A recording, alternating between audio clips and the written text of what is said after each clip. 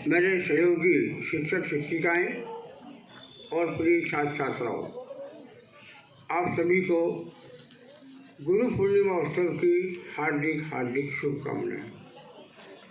आज व्यास जयंती भी है और वेद ऋषि व्यास जी ने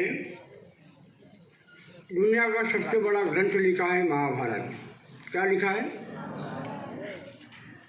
महाभारत का एक एक शब्द हमारे जीवन से कहीं न कहीं संबंध है इसका। तो क्या ना अपन महाभारत के कुछ प्रसंग को हम गुरु पूर्णिमा से जोड़ के आज के परिप्रेक्ष्य में देखते हैं। ठीक है, आप कंपैरिजन करोगे? अभी छात्रों ने एक नाट्य रूपांतर का मंचन किया, चिड़िया की आँख वाला, सबको मालूम है। अलग अलग शिष्यों को अलग अलग दिखाई दे रहा था, किसको पेड़ पत्ते, किसको गुरु को चरण। अर्जुन को क्या दिखाई दिया? तोते का पुतला या चिड़िया। और फिर क्या दिखाई दिया उसमें? उनकी आँख। मतलब आप लोगों का भी लक्ष्य क्या होना चाहिए? आँख का नहीं, आप लोगों का लक्ष्य भी जीवन में आगे बढ़ने का होना चाहिए। आप लोगों का लक्ष्य क्या होना चाहिए? आगे बढ़ना, आपके विषय का लक्ष्य होना चाहिए। महाभारत का एक प्रसंग और हम देखते हैं। जब कौरव और पांडव द्रोणाचार्य जी के आश्रम में शिक्षा ले रहे थे, तब उनको देखने के लिए विदुर और भीष्मपिता आए। जानते हो ना विदुर और भीष्मपिता को? तो गुरु जी क्या कर रहे? द्रोणाचार्य जी अर्जुन की आंख पे पट्टी बांधी। क्या किया?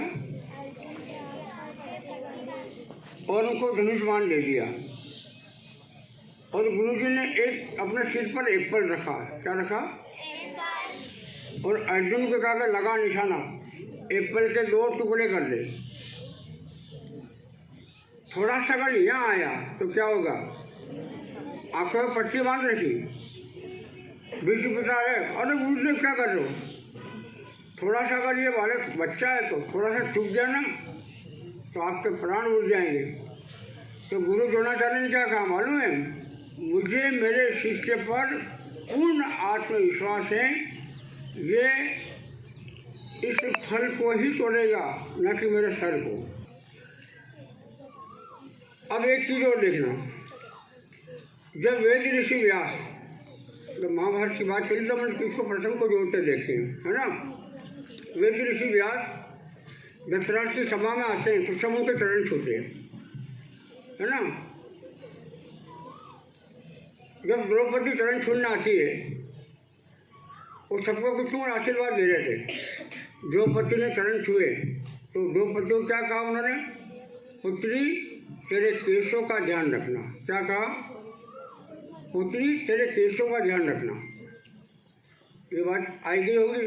अगले दिन राज्यसभा वापस चालू हुई तो विदुर जी ने प्रश्न उठाया कि वेद ऋषि व्यास ने ये बात क्यों कही, इसके ऊपर बहस होनी चाहिए। दुर्योधन उठा, अरे तो गुरु शुरू करते रहते, इस बात के लिए हम राज्यसभा का समय बर्बाद नहीं करेंगे। और आखिर में क्या हुआ? उन्हीं केसों से घसीटते हुए बड़ी सभा में लाई गई थी। इसलिए गुरु की कभी भी मारी व्यर्थ नहीं होती। गुरु का एक एक शब्द सुनने लायक होता, मनन करने लायक होता है। इस निंदा शास्त्रों में क्या लिखा? और गुरु निंदा जहाँ होती है वहाँ एक क्षण के लिए भी नहीं रुकना चाहिए। क्या क्या? इस निंदा और गुरु निंदा। भगवान की जहाँ बुरे होती है, अपने जिस भगवान को मानते ऊपर वाले को, जहाँ उसकी बुरे होती है, जहाँ गुरु की बुरे होती है, वहाँ रुकना, एक क्षण के लिए रुकना भी महापाप है। इसलिए गुरु की ओर इस निंदा हमको नहीं करनी चाहिए। गुरु पूर्णिमा के ऊपर, गुरु के ऊपर तो बहुत कुछ बोला जाता है, बहुत कुछ। तो जैसे ये निश्चित हो गया ये भगवान कृष्ण कहाँ जाएंगे? शांतिपूर्ण आश्रम पढ़ने जाएंगे। अब तो जैसे वो पढ़ने के लिए निकले, बलराम और वो एडमिशन कराने जा रहे थे वहाँ, उनके घर वाले। रास्ते में वेद अपने नारद जी रुके और कहा कि हे प्रभु, सारे ग्रंथ आपने लिखे, सृष्टि आप चला रहे हो, फिर आपको शिक्षा की आवश्यकता क्या पड़ेगी? भगवान कृष्ण ने क्या जवाब दिया? मुझे गुरु की डांट खानी है, मुझे गुरु का सानिध्य प्राप्त करना है, मैं इसलिए जा रहा हूँ।